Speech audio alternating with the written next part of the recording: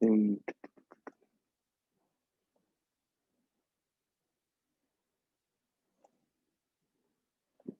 debemos abrir el archivo, perdón. No,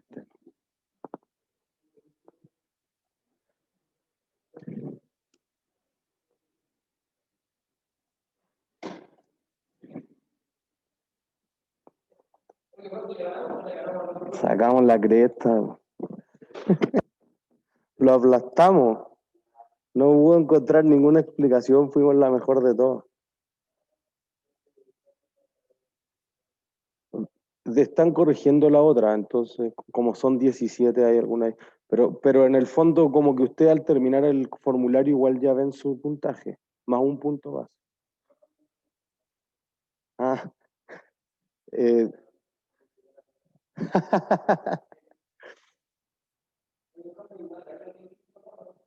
a- a- para el examen, al examen la voy a traer.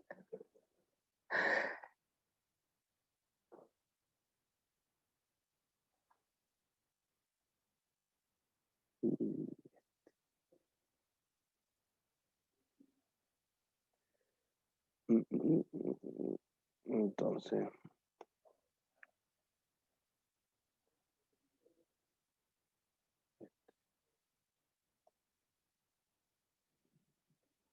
eso. Hola, buenas tardes. ¿En la casa nos escuchan? Hola, Sí, profe. profe. Hola. Perdón por el atraso, espero le haya llegado el correo. Bueno, lo que le contaba Pero no se ve. en la sala es que ganamos, así que tengo un Play 5 nuevo. Así que los felicito, fuimos la mejor sección de todas. Y contrario a lo que pasó en Contabilidad 2, por eso estaba reunido con la dirección de docencia, que hubo un desastre. Entonces, bueno, toda la generación, no solamente mis secciones, así que de nuevo... Profe, ¿cuándo va a aparecer la nota? Debieran estar pronto, pero en el fondo si ustedes entran al link de la prueba, ustedes ya ven su puntaje y le suman un punto base. O sea, eso podría haber las que son de desarrollo, que no tienen justificación, esas cosas no van a contar el puntaje, pero aproximadamente eso. O si ustedes saben que una no tiene desarrollo, les cuentan eso y pueden estimar su nota. Es que sale que está no permitido. Sí. ¿Qué cosa? Eso mismo. Sale La que la revisión no está permitida. Lo vamos a configurar, pero en todo caso igual deberíamos subir como las notas oficiales bien pronto. Solamente, quizás ya sé por qué es, porque alguien que tenía como sábado feriado religioso tenía que rendir la prueba después, y quizás por eso el profesor que tenía que tomar esa sección debe haber configurado así. Pero después de hoy día ya debiese quedar habilitado tanto eso para que revisen sus respuestas, y además vamos a subir. Yo esperaría que máximo mañana en la noche las notas definitivas en la planilla y todo eso. Sí, pero es súper bueno el promedio, mucho mejor que la prueba 1. Solo las cuantitativas.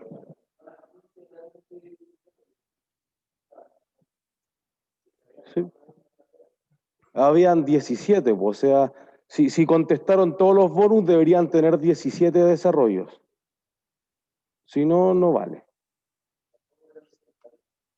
Depende, había de ingreso, había de inventario. Por eso que, por ejemplo, algunos bonus decía FIFO y LIFO, y en verdad nosotros todavía no habíamos visto eso, pero si alguien lo había leído en el capítulo sumaba, si no, igual se podía sacar un 7 perfectamente, ¿se entiende? Porque algunas secciones, dado que hubo estos 2 feriados, algunas avanzaron más, otras no tuvieron los feriados que nosotros, o perdieron 2 clases, y aún así avanzaron menos, no sé cómo. Entonces, como que el bonus podía salirle aleatoriamente de varias cosas, de ingresos yo creo, de algo de impuestos y de inventarios yo creo. Esos eran los bonus. Tanto en las cualitativas que les salían 2 bonus como en las cuantitativas. O sea, en el total tenían 34 preguntas. Profe, en ese caso, si es que no alcancé a hacer el respaldo de todas las alternativas numéricas, estoy hasta las masas, básicamente. No vale puntaje nomás. Pero no Ya. resta nada. O sea, igual que en los controles, pues si no hay un desarrollo no es nada. O sea, como que tirarla al azar vale 0. Perfecto. Esa es la ciencia. Esto quedó como un poquito corto. Profe, otra pregunta, ¿dónde estaba el bonus? ¿O cuál era el bonus? En la primera parte, las preguntas 16 y 17 cualitativas eran bonus, y después la 33 y la 34 cuantitativas eran bonus. Ya, perfecto. Gracias.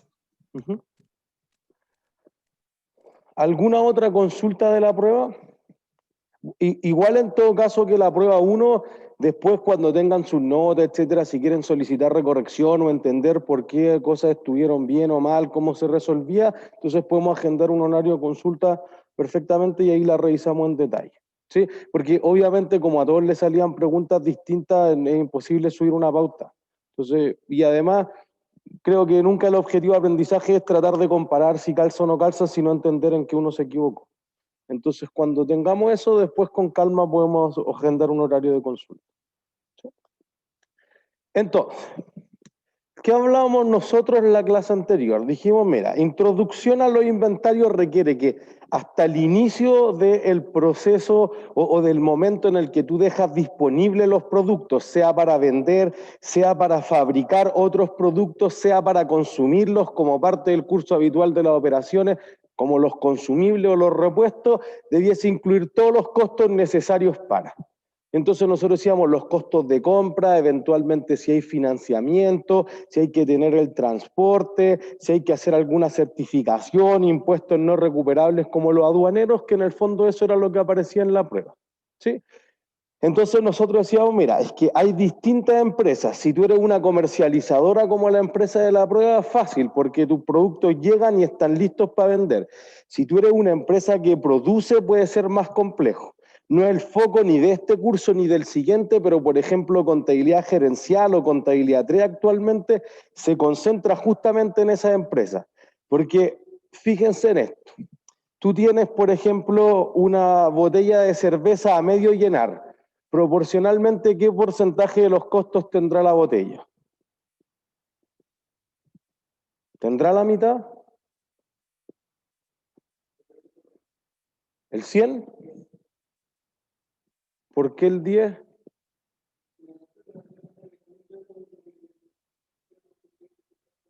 Ya, o sea, tiene sentido, pero eso genera este problema, que los costos no se absorben linealmente. Entonces tú podrías decir, oye, yo fabriqué el 90% del auto, pero no le he puesto el airbag, o no le he puesto la radio, o no le he puesto el motor, y eso es el 5% de los materiales, pero el 80% de los costos. Entonces ese problema de que tú tengas alguna unidad en proceso y que una unidad no es equivalente a otra es un problema de todo el curso de contabilidad 3. Porque además tiene otros problemas más complejos. Por ejemplo, tú dices ya, el costo de utilizar la sala para hacer esta clase, ¿debiéramos asignarlo entre cuántos estudiantes? ¿Entre todos los inscritos? ¿O entre solamente los 4 presentes? ¿O todos los conectados en la casa y acá? ¿Se entiende? Podría ser súper complejo. Podrían darse otras situaciones además a raíz de que nosotros vamos a ver desde la próxima semana activos biológicos. Tú podrías decir, mira, yo obtengo un producto, digamos, faeno un animal y obtengo 5 productos distintos, 10, 15 o 20 productos. Hoy tengo filete, tengo entrañas, tengo lomo, tengo guachalomo, tengo sobrantes. Oye, eso podría ser que ¿yo a qué le asigno el costo? ¿Cómo le asigno? ¿Lo asigno por el peso? ¿Lo asigno por el precio de venta? ¿O lo asigno de otra forma? Y eso requiere juicios de la gerencia. ¿Entiendes? Entonces toda la parte de reconocimiento de ingresos en lo que nosotros estuvimos y en cuentas por cobrar requiere más que los gerentes digan, nos parece que basado en la información histórica o la estimación produce que lleguemos a estos datos.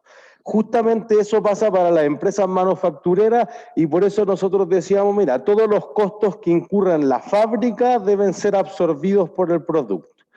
Y entonces te genera otro desafío. Esto, digamos, numéricamente no lo vamos a ver en este curso, pero te genera un desafío, por ejemplo, si tú eres CCU y haces botellas de cerveza y se te quiebran algunas botellas, ¿eso qué sería contablemente las botellas que se quebraron, esa merma? Pérdida. Eso es lo que nosotros, por ejemplo, contestábamos en la prueba 1. Pero alguien podría decir, ¿es posible fabricar sin quebrar ninguna? Es bien difícil, o sea, las mejores políticas del mundo, Toyota, por ejemplo, Motorola durante un tiempo, las políticas 6 Sigma hacen que 4 unidades salgan falladas dentro de 1.000.000. Que sea fallada no quiere decir que se evaporó, que se la robaron, que se rompió, quizás tiene un mínimo rayón, quizás no es de la tonalidad exacta, quizás no cumple los estándares de calidad, tiene un voltaje distinto, etc. Pero hay que hacerle alguna reparación o desecharla. Bueno, ninguna empresa produce perfectamente, pues entonces esas imperfecciones quizás debieran ser absorbidas por los productos buenos. Si tú te fuiste al chancho y hiciste todo mal y entonces eso produce que haya más daño, ya eso es cuento aparte. Disculpe, pero ¿a qué se refiere con absorción específicamente? Así como... Todos los productos deben absorber todos los costos. O sea, si yo digo, oye, gastamos 10 millones, pero normalmente gastábamos 5, no puedo decir que asigno solo 5. Entonces, si tú fabricaste 10, 15, 20, 800 unidades, esas 800 unidades deben absorber todos los costos que se generan en la fábrica, sean esos directos como las botellas, por ejemplo, o sean indirectos como la depreciación de las fábricas, de las máquinas, la electricidad, las vacaciones de los trabajadores y una serie de ítems. Pero eso es más complejo, o sea, yo diría que en el curso de contabilidad 3, uno como a la semana 6 recién llega a ver costeo por absorción. ¿Entiendes? Entonces, nosotros nos vamos a concentrar más bien en las empresas de servicio simple, entregar un servicio único, o las empresas comercializadoras para ver qué le sucede a su inventario. ¿Se entiende? Entonces nosotros decíamos, mira, si alguien ha comprado en Alibaba, importas cosas de China, el AliExpress, típicamente te pregunta eso. Dijimos que podían haber más y vamos a recapitular, pero los Incoterms podrían hacer una diferencia significativa. Decíamos, mira, si tú tienes compras del tipo CIF, el proveedor paga todo hasta el puerto. Entonces, si se hunde en alta mar, lo asaltan los piratas en Somalia, etcétera, eso es culpa del proveedor. El proveedor paga. Si tú compras free on board, entonces el proveedor lo deja encima del barco y de ahí en adelante es todo culpa del cliente. ¿Y cuál es el más barato? No sé, pues se hace justamente esa comparación. Si tú tienes un container que lleva un cuarto, capaz que te conviene que el cliente lo lleve, perdón, que el proveedor lo llene completamente y que él pague. Si tú quizás llevas el container completo, te conviene pagarlo tú, y entonces ahí la empresa va a decir, si pago yo, si paga el proveedor, ¿cuál es el más barato? Y ese hago. ¿Se entiende? Entonces escojo esa política. Entonces, ¿por qué es sumamente importante el costo de los inventarios? Porque nosotros estuvimos concentrados en la primera línea del estado de resultados mucho rato, los ingresos. Y ahora decimos, bueno, los costos de explotación o los costos de actividad ordinaria o los costos de venta podrían ser la segunda línea más compleja. Y en el fondo uno tendría que decir, mira, yo tengo una bodega de productos. Entonces yo empecé a producir y metí muebles a una bodega. Cuando yo venda los muebles, ¿cuál es el costo de cada mueble?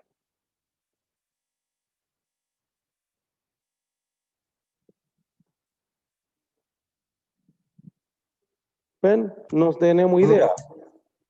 Perdón, de nuevo. ¿Alguien dijo algo en la casa? ¿Al agua? Yo que no escuché bien la pregunta. Si tú tienes una bodega y empiezas a fabricar, inicias tu operación, empiezas a fabricar para tener stock en vitrina, etcétera, y tú metes muebles, y después vendes 5 de esos. ¿Cuánto va a ser el costo de esos 5? Muy bien. Eso es el problema. ¿Se entiende? Entonces hay que suponer algo, porque en el fondo tú podrías decir perfectamente, oye, es que yo sé que ese me costó 100, el otro me costó 200, etc. Eso quizás que se conoce como identificación específica funciona para algunos tipos de empresas. Las empresas que trabajan por algo que se conoce como órdenes de trabajo. Tú haces pedidos específicamente en el que tú puedes rastrear los costos directamente. Entonces tú eres una empresa de eventos, una banquetera y haces un matrimonio, es muy fácil rastrear cuánto es el costo de ese matrimonio. Pero si tú haces auto y eres Toyota y fabricas 10.000 autos al día, te es súper difícil saber cuánto es el costo de cada auto. O es muy costoso administrativamente llevar los registros para eso, entonces quizás es inútil, porque en el fondo tú dices, oye, si yo hago 10.000 autos, todos más o menos cuestan lo mismo, porque esto está automatizado, entonces quizás hay que encontrar alguna lógica que en el fondo identifique súper bien, entonces te dé información fidedigna, pero por el otro lado administrativamente no sea una cosa que hay que contratar un batallón de personas para poder tener esto, o unos súper programas informáticos que las pymes no tienen. ¿Se entiende? Entonces tú podrías tener una pequeña tienda, un emporio, etcétera, y tú dices, vendí, ¿cuánto vendí? No sé, es que había hecho 2 compras en el periodo, etcétera. Entonces eso implica que tienes que suponer algo sobre el valor de la existencia. ¿Entiendes? Entonces la empresa puede hacer 2 cosas. Una empresa que tiene códigos de barras tiene un sistema de inventario perpetuo. En cualquier momento del tiempo sabe cuánto inventario hay, más o menos, porque te pueden haber robado, algunos pueden vencer, etc. Igual la empresa en algún momento tiene que hacer un inventario físico, pero más o menos sabe porque tú dices, mira, yo tenía 1.000 unidades, compré 10.000, entonces tengo disponible para la venta 11 y vendí 8.000. Entonces tú supones que al final del periodo te deberían quedar 3.000 y listo. Entonces tú puedes sacar por esa diferencia cuántos fueron los costos, pero eventualmente tú vas a decir, yo podría tener un inventario periódico. Yo no sé cuántos tengo. Y como no sé cuántos tengo, tengo que decir, mira, lo que yo compré más lo que había al principio, menos lo que me queda por conteo físico, por eso se habla del método periódico, porque tú vas a hacer periódicamente un conteo de lo que queda en bodega, es lo que debiese llevar al costo de venta. Entonces tú dices,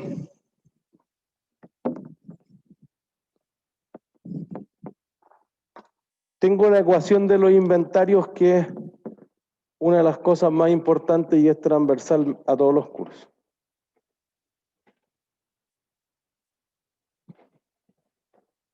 Tú vas a decir, tengo el inventario inicial. Profe, nosotros no vemos la pizarra. Ahora sí, ¿o no? Ahí está cargando.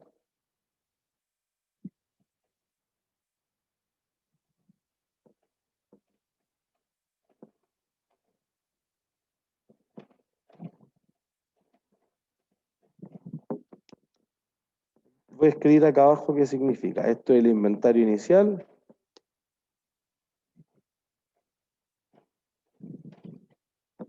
Esto acá son las compras.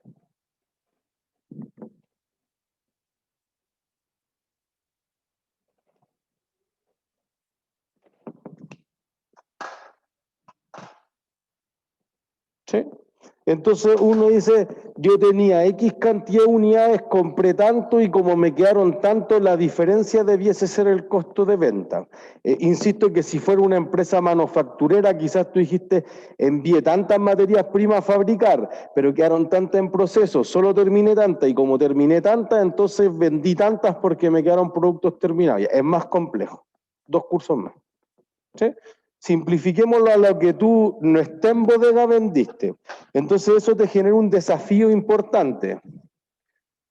Tú dices, oye, yo vendí 0 unidades, pero igual el inventario final no es el inventario inicial más las compras.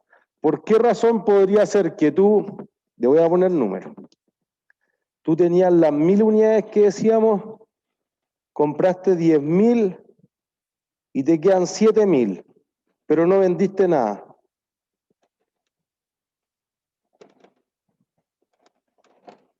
¿Cómo no te quedan 11.000 si no vendiste nada? ¿Qué se le ocurre que pasó ahí? ¿Puede ser que esté como en tránsito? O sea, Ya, bueno, estas 10.000 ya consideran las que están en tránsito. Digamos que las empresas no siempre separan la existencia en tránsito, algunas sí. En el capítulo yo ponía que H&M las declara como en tránsito, pero hay otras empresas que dicen, da lo mismo donde estén, siguen siendo mi responsabilidad, entonces son un activo. Si no son mi responsabilidad, no tengo control, no es un activo. Entonces, la empresa podría declarar, pero digamos que esas pueden ser 9.000 y 1.000 que vienen llegando están en tránsito. Pero como no vendí nada, ya hay 4.000 menos. ¿Qué pasó? Que si es comida se podría vencer, por ejemplo, o se la pueden robar. Perdón, de nuevo. Porque si es comida, se puede vencer y ¿Listo? se la pueden robar igual. Eso es. O sea que hay mermas. Y esas mermas se pueden deber a múltiples cosas. Vencieron.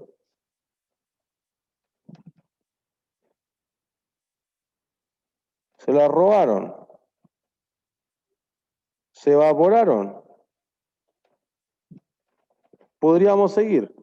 Se achicaron. Si es la industria textil, tú lavas las telas y se achican al tiro. O por el contrario, te podrían quedar más, tú haces jugo, entonces tienes pulpa y le echas agua y se expande esto. Lo mismo te podría pasar en la minería. Entonces podría ser que tú tengas otras cosas. Entonces, si tú quieres buscar información de calidad, tú dices, oye, ¿cuánto es merma? A nosotros nos pasa harto con un cliente que tiene merma, no porque se la roben, sino que cuando desmontan los palets en la bodega siempre se le rompen algunas unidades. Y en verdad los bodegueros no tienen mucho incentivo a hacerlo mejor porque no le pagan bonos por no romper la unidad. Entonces, ¿para qué se van a complicar? Es un problema de control de gestión real. Entonces uno dice, oye, ya son 4.000, pero es que ahí yo paso el voucher de la máquina y lo que me dice Transbank es que vendimos 2.500. No puede ser que el 40% de las unidades que tengo que llevar a gasto, a pérdida, a costo, como quieran llamarlo, sea merma. Bueno, tiene que mejorar sus sistemas de control de gestión, tiene que ofrecer otro incentivo a los bodegueros o algo de eso. Entonces, por eso la empresa quizás querría ir por un sistema de inventario perpetuo, que tú sepas en cada momento del tiempo cuántas unidades tengas, no que después de 3 meses, de 6 meses tengas que parar el negocio para contar cuántas unidades hay. Entonces ya hay una pérdida del costo oportunidad porque no estoy haciendo negocios y además darte cuenta tarde que hay como una maja mama que no sé qué hay ahí adentro. No, son 4.000 que no sé cuántas ven, pero ¿de qué producto? No, no sé. Es que todas vienen juntas. ¿Se entiende? Entonces, le pasa harto a este que uno dice ya, si se vencieron no hay mucho que hacer, pero si se la robaron es más grave. Entonces a este cliente le pasa que vende el detergente, lo que uno quiera, un medio litro, un cuarto de litro, 2 litros, lo que sea.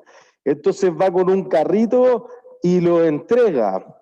Y entonces dice, pero al final del tanque gigantesco, no sé, de 500 litros, hay una parte que siempre pierde, porque como está al final se empieza a secar y el extractor que te distribuye no puede tomar el final, entonces voy a perder una parte siempre. ¿Se entiende? Entonces, bueno, ¿cuánto de eso pierdo? No sé, pues porque podría ser que el que está manejando el carrito empiece a sacar un poco y es complejo. Entonces, si tú tienes 2 o 3 o 4 causas que te genera esta diferencia, esa es la parte importante para la empresa, porque eso podría ser toda la diferencia entre ganar y perder si las utilidades son muy bajas, si los márgenes son muy pequeños. Profe, por mientras, ¿podría devolver a la diapositiva? Volvamos a la diapositiva, por favor.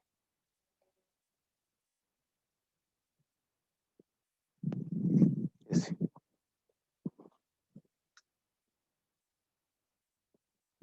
¿Se entiende?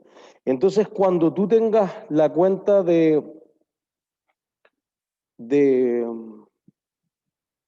sí. Cuando tú tengas la cuenta de los sistemas periódicos, perdón, tú vas a tener una cuenta auxiliar de compras, que tú podrías comprar una vez a la semana y no puedes hacer el inventario todos los días, es inútil, es como calcular la depreciación todos los días, no es económicamente razonable. Entonces, tú vas a tener una cuenta adicional que es de compra. Para nuestros efectos vamos a suponer inventarios perpetuos. Entonces vamos a ocupar esto. Y vamos a decir, oye, ojalá no haya merma. Si hay un problema de merma, es contabilidad 3. ¿Entiendes? Entonces, eso hace una diferencia que nosotros vamos a tener solo eso. ¿Sí? Entonces, el IVA jamás debiese ser incorporado en el valor de la existencia por una razón. ¿Qué razón? Se lo debemos a impuesto interno. Por el contrario, como nosotros No le- compramos impuestos internos, no los debe a nosotros. Entonces, Klaus. Pero si el impuesto interno no los debe a nosotros, ¿qué van a hacer ellos? ¿Recuperable? Recuperable. Es un activo distinto, porque tú podrías decir, oye, yo la existencia las vendo en 6 meses, en cambio el IVA puedo recuperarlo en el corto plazo. O al revés, tú vendes todos los días y el IVA lo voy a pedir en la devolución del año siguiente. Tienen temporalidades distintas y por eso son activos distintos.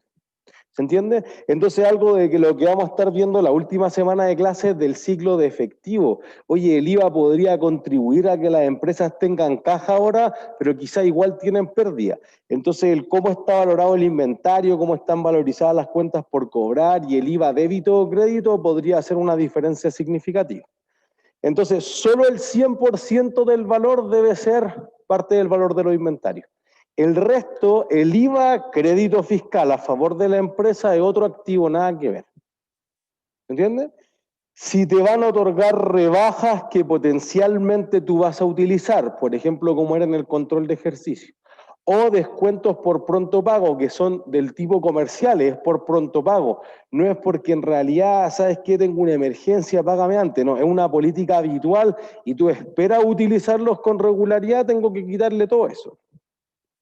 ¿Se entiende? Porque si en realidad tú sabes que nunca lo vas a pagar, no te van a costar, pues no debería estimar que el activo vale 100, pero yo voy a pagar 98 por ello, sino que 98 solamente. ¿Entiendes? Y profe, ¿esto es independiente de cuál de los dos IVA estemos hablando? De nuevo, perdón, ¿de cuál de los dos? Sí, se está hablando. Porque el Dos. débito igual es como una deuda con el fisco y el crédito es como un activo, entonces igual cambia. Sí, claro, es que aquí solamente estamos viendo la parte del inventario, por lo tanto solo el crédito. Solamente es la parte que la empresa pagó en nombre del fisco. Ya, perfecto. Que obviamente las ventas para el otro lado también serán compras, pero eso es problema para la otra empresa. O sea, esto es replicable para el cliente y para el comprador, digo, o sea, para el vendedor. ¿Sí? Entonces Sí. lo que uno dice, mira, si yo no tomo el descuento, por ejemplo, y yo siempre pago a tiempo, pero este mes tenemos problemas financieros y pago tarde, ya no es un problema del área de compra. Fíjense que aquí el problema es separar responsabilidades. Yo tengo un gerente de adquisiciones y tengo un gerente de finanzas y son distintos. Entonces el gerente de adquisiciones compra por 98 porque hizo una súper buena negociación, pero el gerente de finanzas se equivocó y no pagó 98, pagó 100. ¿De quién es la culpa? De finanzas. Entonces, los dos extras deben ser un gasto financiero, no deben ser un gasto operativo, porque si no le estoy imputando la culpa a alguien que no tiene nada que ver.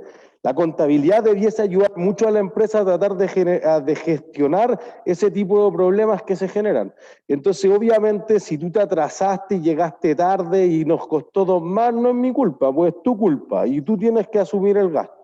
En el presupuesto de la empresa, decir, bueno, si yo hiciera el estado de resultado por área, finanzas gana menos plata y los bonos para la gente de finanzas son más malos porque llegaron tarde a pagar. En cambio, yo hice una super negociación. Entonces, el gerente de adquisiciones decir, pero no se vendió nada. No es mi culpa. Yo compré súper barato. Lo que pasa es que el área comercial no vendió nada. Ah, no, es que vendieron, pero le vendieron a pura gente que no podía pagar. Incobrable, no hay ingresos.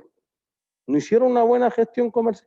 Traté de vender todo, hice las órdenes de compra y las facturas, pero no despaché los productos, no se puede reconocer el ingreso. Las empresas hacen mucho eso. Para llegar al bono de fin de año tratan de vender todo al final del trimestre. Y si no puedo despachar, si yo te vendo productos que en el futuro voy a tener, chao, eso no sirve nada. ¿Se entiende? Entonces eso podría ser una diferencia significativa. Por eso que esos ítems no deberían incluirse dentro del valor inicial que tenga la empresa. ¿Sí? Entonces, ¿cómo mido las mermas del inventario? El inventario se debe valorizar siempre al mínimo entre el costo y el valor realizable neto. Entonces digamos que el valor contable del inventario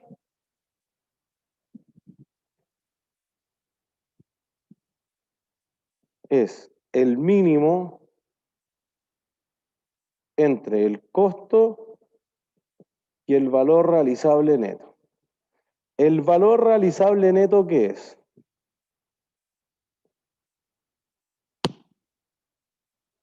Venta menos todos los gastos que se incurren para venderla. Eso es.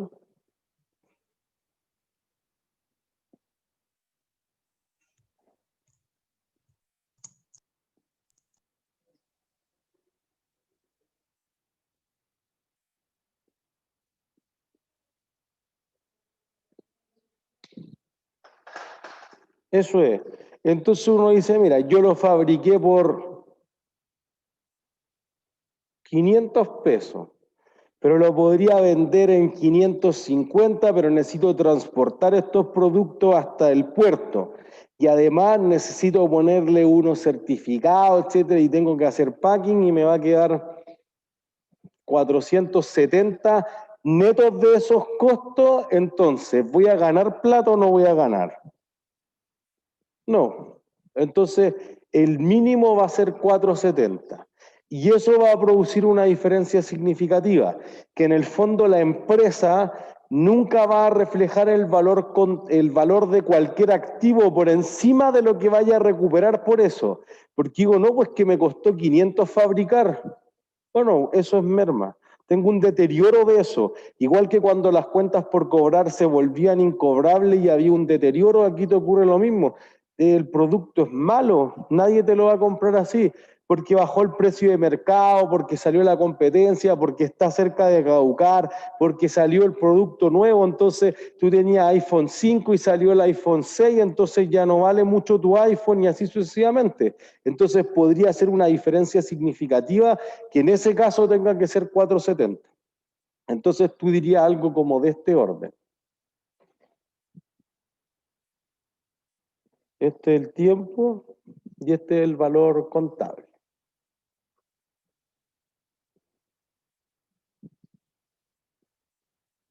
Digamos que este es el valor realizable neto.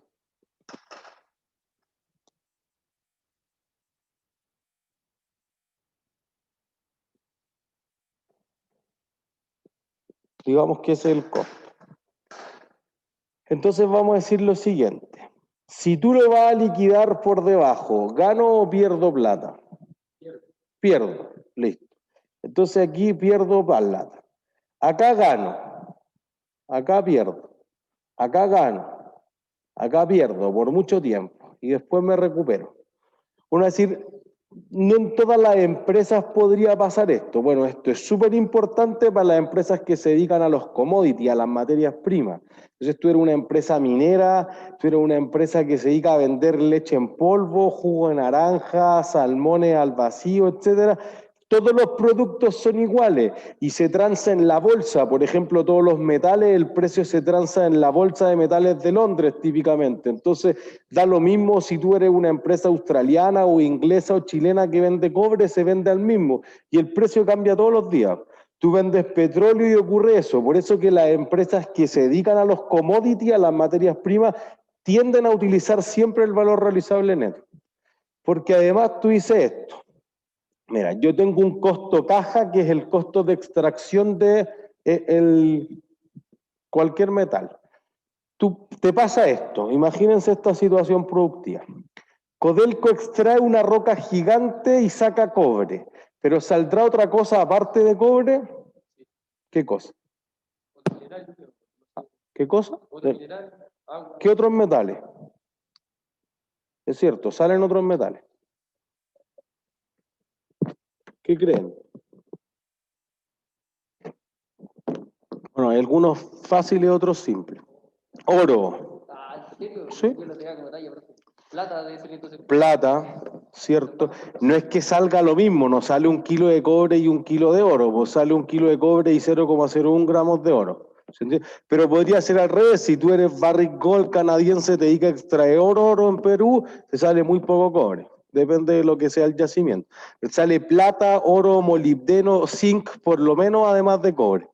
Entonces uno dice, mira, Codelco dice, yo extraigo solo el cobre, a mí me da lo mismo lo que salga el molibdeno, pero Molimet, molibdeno y metales, se dedica solo al molibdeno. Cada uno se especializa en algo. Barrick Gold se dedica solamente al oro. Entonces todo lo otro que sale es un cacho. soy especialista solo en esto. Entonces dicen, mira, yo obtuve por 300 centavos de dólar, digamos $3 extraje en la libra de cobre. Pero de eso yo pude rescatar 20 centavos con el oro, 40 centavos con la plata, tanto con el molibdeno, y entonces después de restarle todos los subproductos, me costó 180 centavos de dólar. Entonces, ese es tu costo caja. No es el costo total, sino que es, porque uno podría decir, oye, pero los otros productos te generan otro ingreso. No, los otros productos solamente reducen el costo de extraer el producto principal. Esa es la política que ocupan una parte importante de las mineras. Entonces tú dices, ya, me cuesta 180 centavos de dólar extraer la libra de cobre. Si el precio es por debajo de 1,8 dólares la libra, ¿debiese vender o no?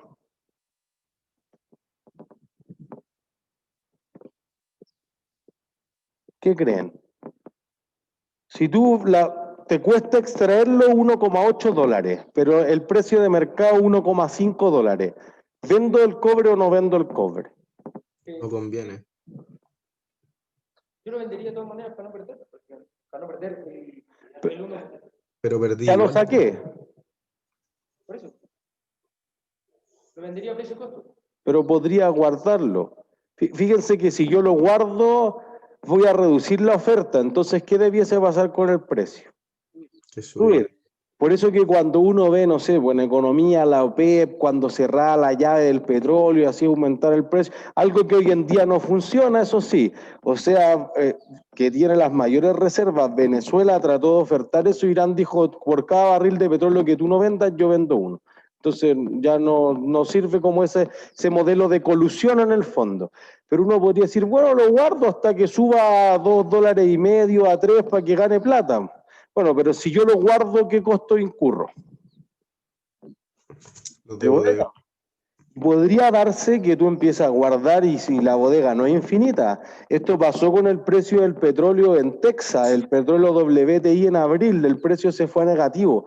Tenía toda la sala llena a tope y tengo que seguir produciendo. No puedo llegar y dejar de extraer porque cuando tú tienes un pozo petrolero, en especial las plataformas de alta mar, que es lo que más hay en el Golfo de México, si tú dejas de extraer genera un derrame y eso en costos ambientales puede ser un desastre. British Petroleum tuvo que pagar 10.000 millones de libras esterlinas. Entonces, si tú no puedes parar de producir porque no puedo apagar las máquinas, no puedo suspender la operación, tengo que sacar de la bodega. O tengo que subcontratar bodega. Entonces dijeron, a ver, ya, los barcos que están parados aquí le empiezo a pagar por empezar a acumular mi petróleo. Y entonces el precio del petróleo por primera vez en la historia de este año se fue al valor negativo. Una cosa ridícula, ¿cómo va a valer menos que cero? Sí, sácalo de mi bodega y yo te pago. Esa es la lectura que hay que hacer. ¿Por qué no dejas de producir? No puedo.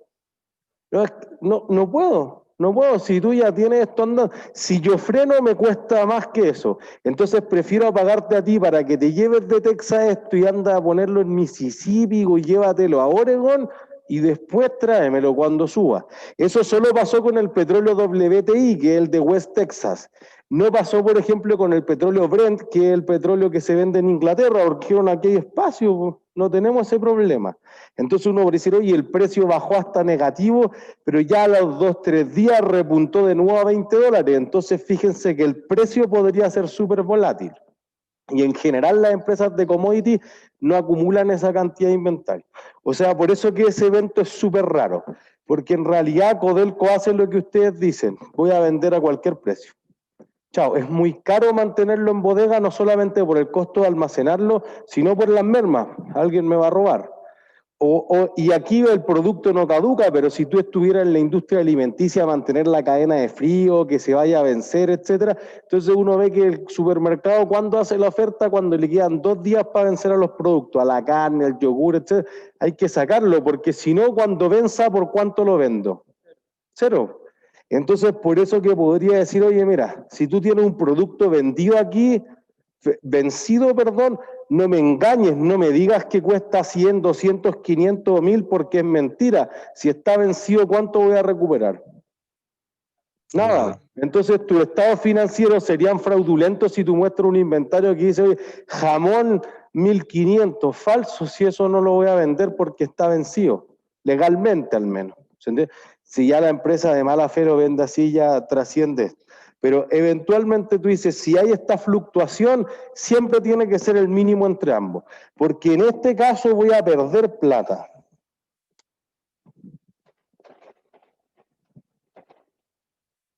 ¿Se entiende? Y si voy a perder plata, voy a anticiparme a decir, yo no voy a recuperar los 500. Fue un mal negocio. Produje jamón por 500 y lo voy a vender por 470. Mal negocio. Lo mismo te puede pasar con los commodities. ¿Se entiende? Entonces ahí ya, a diferencia de las cuentas por cobrar, donde tú haces una estimación, las empresas van a tener esta política que van a medir el valor realizable neto siempre y cuando haya una señal evidente que se ha deteriorado. Tú dices, oye, ¿cómo está el precio del paladio? Pues nadie tiene idea, o sea que no ha pasado nada.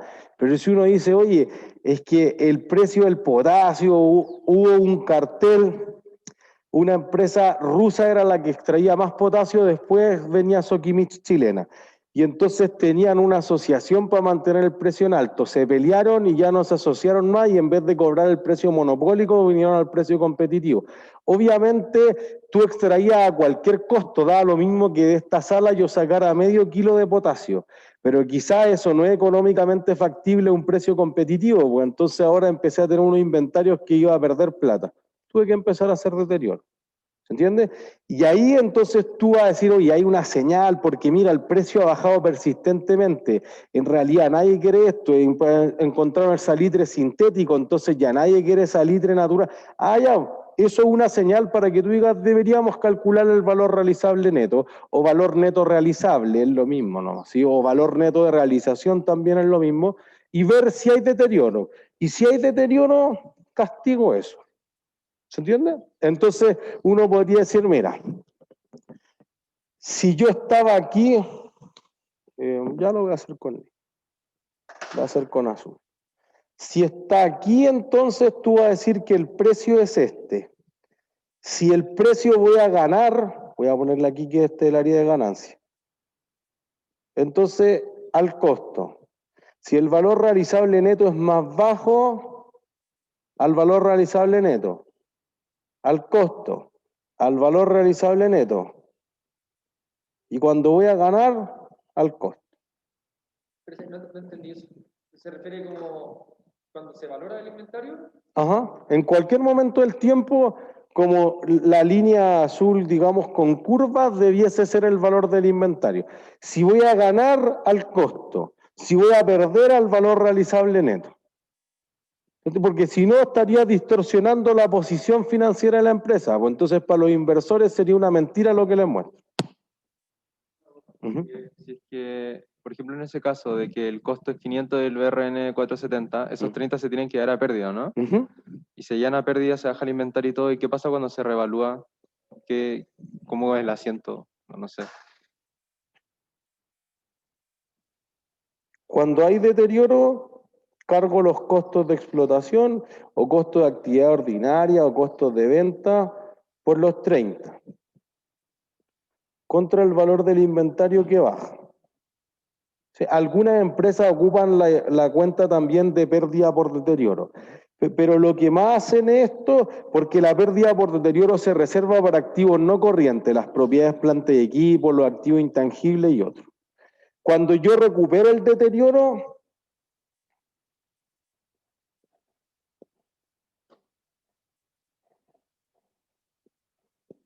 va a ser lo contrario. Digamos, mire, digamos que pasa esto ya, tu costo sigue siendo 500, pero el valor realizable neto ahora sube hasta 620.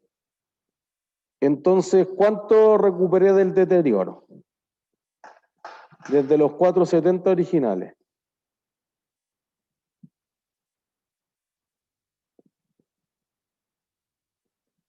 Fíjense que esto es lo mismo que las cuentas por cobrar. ¿Cuánto de estos, de los costos dije que no recuperaba? 30. Pues entonces, ¿cuánto es lo máximo que puedo recuperar? 30. El error clásico es decir, subió 150, ¿no? Pues eso sería revalorizar los inventarios y eso no es la lógica. Aquí la lógica es que si te va mal, reconozcas lo antes posible, pero si tú vas a ganar, muéstramelo cuando ganes, no antes, concepto del devengado. ¿Entiendes? Porque si, no, si vale 620, voy a ganar 120, qué bueno. Cuando pase, contabilízalo. La contabilidad siempre va hacia el pasado, no va hacia el futuro. Entonces uno dice, pero si esto todavía no ha pasado, ¿no? Pues eso pasó. El precio de mercado es un desastre, entonces sí o sí va a perder plata. ¿Se entiende? No es simétrico. Cuando tú tienes pérdidas, tengo que mostrarlas de inmediato. Cuando tú vas a tener ganancias, cuando ocurra la extinción de la obligación y todo lo que dijimos con ingresos. Pero entonces en la recuperación tendríamos que como subir inventario y bajar costos. Eso. ¿Se puede bajar los costos? Sí.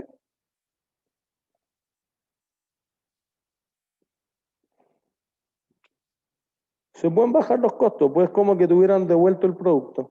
Ya. ¿Entiendes? Por eso quizás cuando las empresas ocupan la idea de la pérdida por deterioro, dicen, mira, pérdida por deterioro contra el deterioro acumulado. Bueno, lo mínimo que puedo acumular de deterioro es 0. No puedo tener de deterioro acumulado con saldo deudor, porque era lo mismo que la EDI. Oye, tengo más activos. No, es que en verdad se te escaparon más clientes, tienes que aumentar la EDI, que es distinto. ¿Se entiende? Entonces como que los asientos no es muy complejo. Lo complejo en la realidad es ver que pase justamente esta señal de deterioro. ¿Se entiende? En la casa es claro.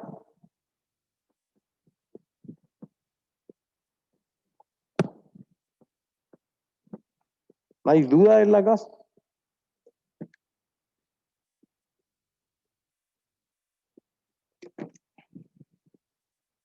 ¿No? Ya.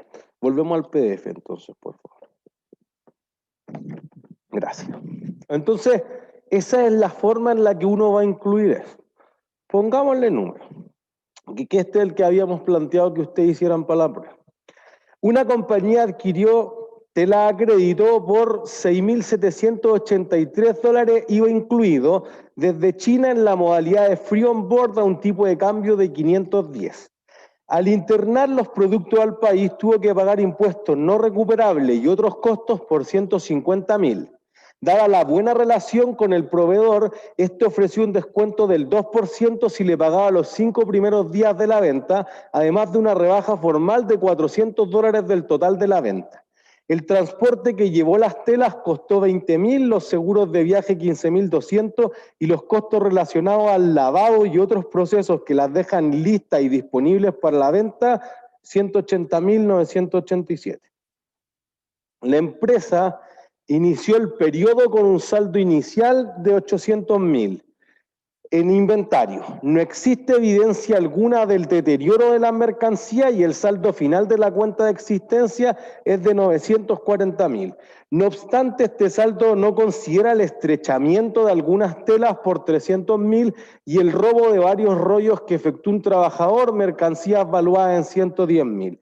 ¿Cuántos fueron los costos de explotación del periodo? O sea, va más allá que solamente valorizar el inventario inicialmente. Entonces diríamos, esos 6.783 son todos necesarios para dejar los activos disponibles para la venta. Hay que sacar el IVA. Listo. ¿Cómo le saco el IVA a eso? Perfecto. Y entonces, como está en dólares, podríamos multiplicarlo por el tipo de cambio.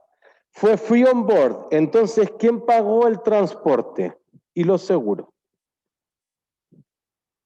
¿El cliente o el proveedor? El cliente, listo. Entonces, pues, después te dice, mira, los impuestos aduaneros son 150, no los voy a recuperar, ¿lo incluyo o no lo incluyo? Lo incluyo, listo. Te ofreció un descuento por pronto pago, entonces del 100% de lo que iba a pagar, ¿cuánto espero pagar? 98, listo, no tengo el 100. Además te dice que te va a hacer una rebaja por el total por $400, entonces se lo quito.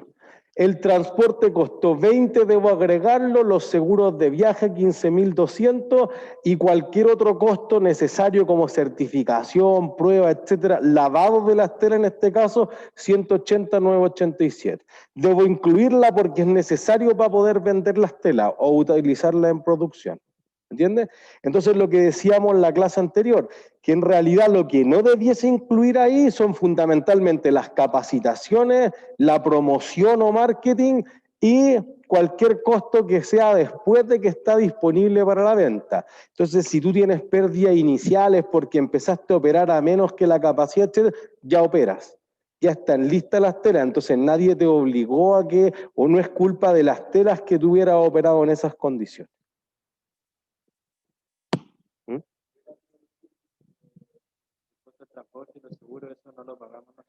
O sea, como que ya estaría incluido dentro de los 6.783. Entonces, como que agregarlo en términos numéricos sería sobrecostearlo. ¿Sí? Entonces, los 6.783 por 510, a eso le quito el 19%, entonces te queda neto de IVA en eso. Y después le quitamos el descuento del 2%, la rebaja de los $400, los impuestos específicos, el transporte y los seguros se los sumo, los otros costos necesarios y te quedan 3 millones. Esos fueron tus compras. Entonces, para eso utilizamos la ecuación de los inventarios. Entonces diríamos lo siguiente, tú tenías un saldo inicial de 800.000, compraste 3 millones y además te dicen al final que tuviste una merma porque se achicaron las telas por 300 y te robaron 110. Entonces esos suman o restan para el valor final que tengo de existencia. Restan, listo. Entonces vamos a decir que tú tienes los 940 menos esos 410 de acá te quedan 530. Entonces, partiste con 800, compraste 3 millones y te quedaron 530 neto de las mermas. Entonces el costo fue de 3.270.000. Y ahí uno podría decir lo que decíamos acá. Oye, pero de esto realmente costo de los productos que sí vendí son 2.860.000. Y los otros 410 son mermas por múltiples cosas. Bueno, para efectos contables y al menos para este curso también son costos nomás. Si yo quiero reducir las mermas, ¿cómo pongo los sistemas de control de gestión es más avanzado que los objetivos de aprendizaje de este curso? ¿Se entiende? Entonces ahí uno tendría algo.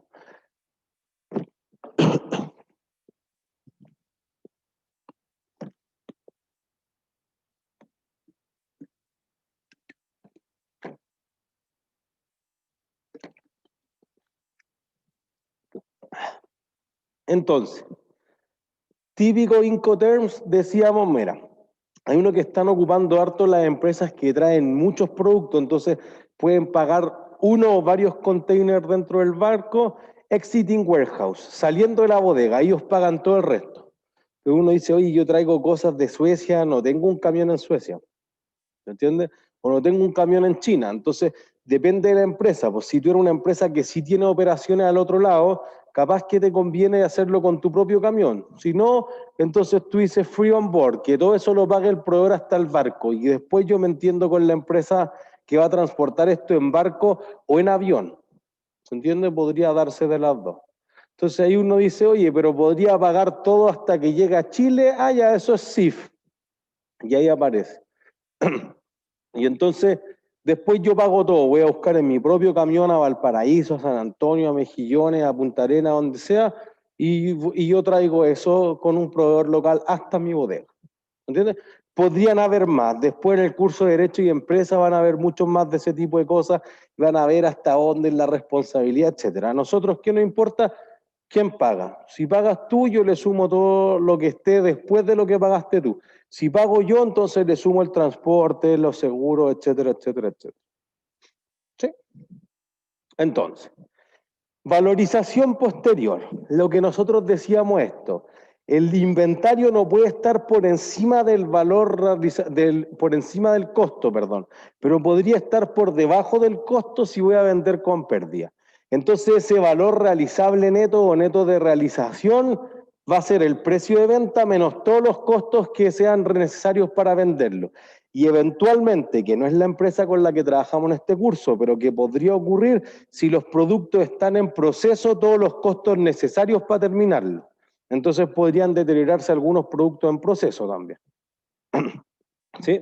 Entonces fíjense que aquí era el caso que yo les decía, cuando se rompió el cartel de la empresa Uralkali, se llamaba la empresa rusa, y entonces Sokimich particularmente empezó a mostrar una cantidad importante de pérdidas relacionadas al potasio. Entonces, antes que en el junio del 2013, el precio por tonelada de potasio era $392. Después rompieron el cartel y ya había bajado hasta 309, un descenso de más del 20%. Entonces ahí uno dice, oye, podría haber un deterioro. Si tú tenías contabilizado por el costo de extracción a 350, perdiste plata. Si tú lo habías extraído a $200 la tonelada, entonces no perdiste nada. ¿Se entiende? Eso podría ser la diferencia. Entonces, si uno dijera, mira, yo podría vender $2.300 un litro de un químico, y el precio desciende hasta 200, perdón, hasta 2.000, ya perdí 300. Pero además para venderlo tengo que incurrir en 100, entonces el valor realizable neto es los 2.100 menos los 100, 1.900.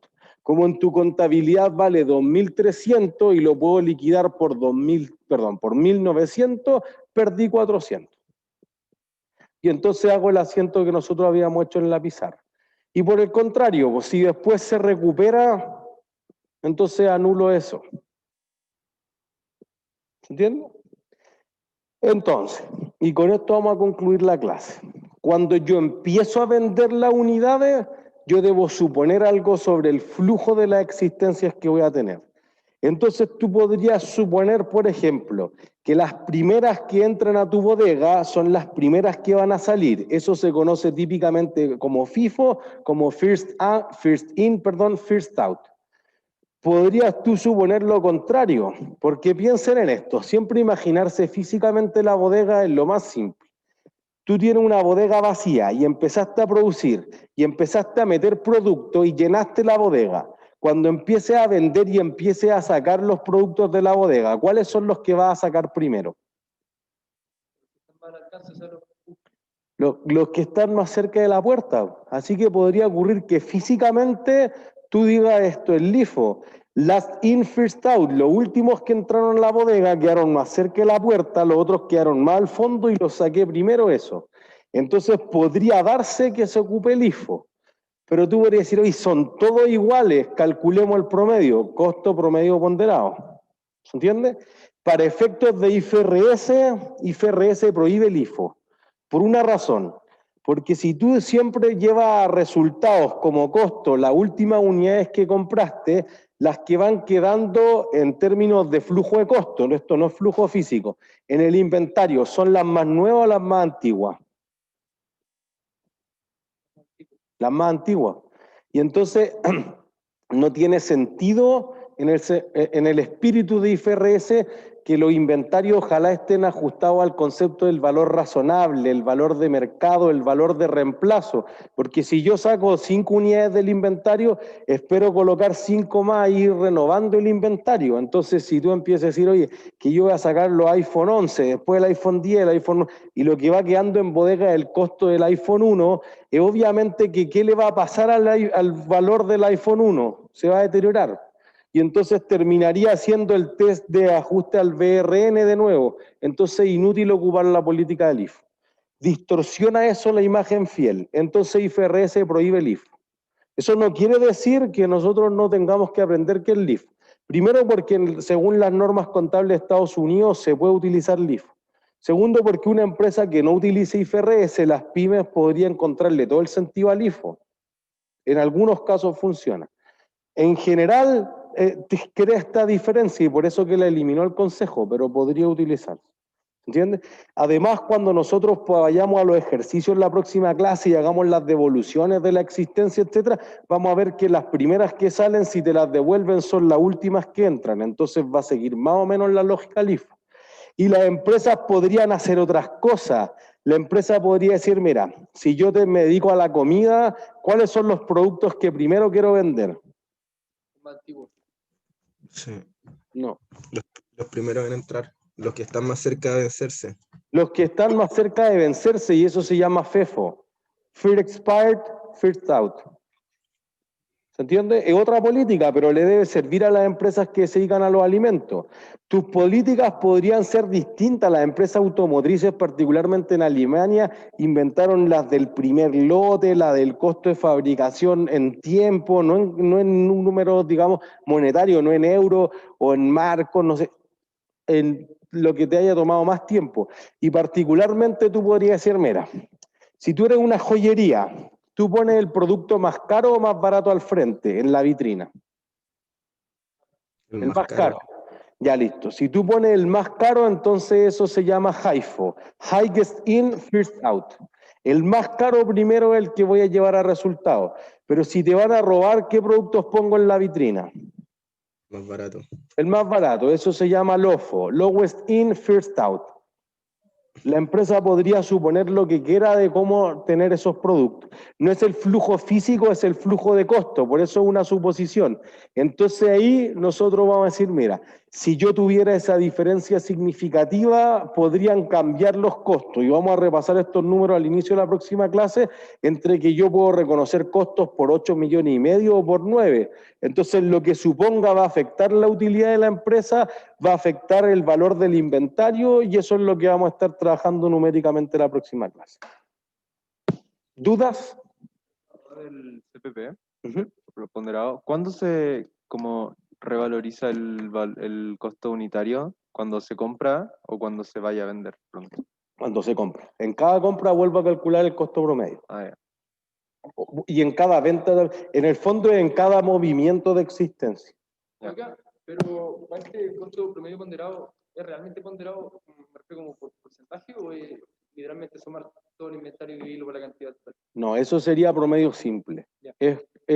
Tú tienes 1.000 unidades a 1.000 y 1.500 unidades a 800 y sumo el total y este pesa más y este pesa menos. Ya. ¿Alguna otra duda en la casa? ¿No? ¿Todos claros? Ha sido todo por hoy entonces. Que estén súper bien. Chao, chao. Profe. Yo, profe.